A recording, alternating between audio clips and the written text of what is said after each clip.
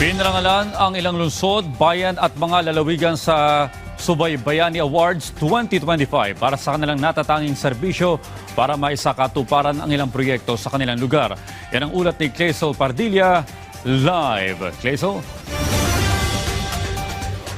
Audrey, kinilala ni Pangulong Ferdinand R. Marcos Jr. sa ginawang Subaybayani Awards 2025 ang mga natatanging lokal na pamahalaan at tanggapan ng Department of the Interior and Local Government na nagpakita ng husay sa paglilingkod at pagtupad sa mga infrastructure projects sa kanilang mga lugar.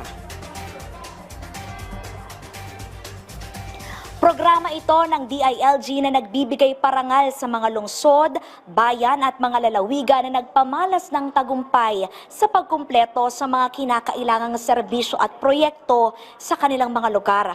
Pagbibigay pugay din sa participatory governance at citizen engagement o kolaborasyon sa pagitan ng LGU at mamamayan sa paggawa ng mga proyekto.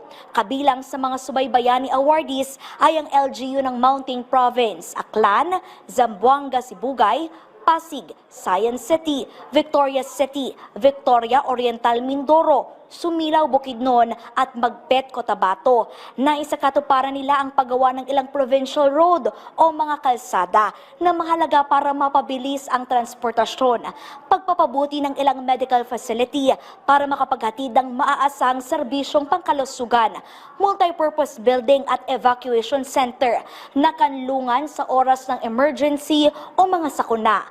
Tampok din sa Subaybayani Awards ang regional office ng DILG sa National Capital Region, Eastern Visayas at Sorsogon dahil sa kanilang epektibong pagbabantay sa mga local infra projects. Sabi ni Pangulong Marcos, salamin ito sa layunin ng administrasyon na makapaghatid ng dekalidad na serbisyo para sa mga Pilipino.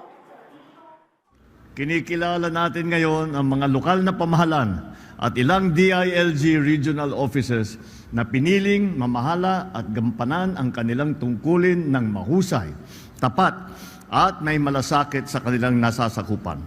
High quality remains our standard. A government worthy of its people does not settle for mediocrity, does not cut corners, does not waver. We strive for excellence because that is what our citizens deserve, and that is what our country deserves. Audrey, hinikayat ni Pangulong Marcos ang patuloy na pagsulong sa transparency sa mga ginagawang proyekto ng pamahalaan. Tulayan niya ito para maiwasan ang korupsyon at maging matatag ang tiwala ng publiko sa gobyerno. Tandaan natin na ang mamamayang Pilipino ay nagmamasid at may karapatang pumuna. At tayong mga nasa gobyerno ang tagapanday at tagahatid ng tunay at maaasahan na serbisyo. So let us prove that when the public has access to government processes, they become more empowered as our partners in promoting accountability.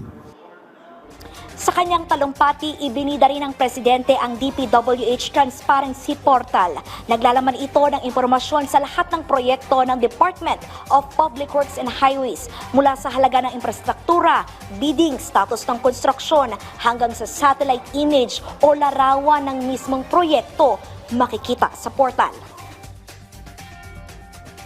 Inaasahan natin na kapag bukas tayo sa publiko, mas titibay ang kanilang tiwala sa gobyerno, mas lalawak pa ang kanilang pakikipagbahagi sa ating pagbabago.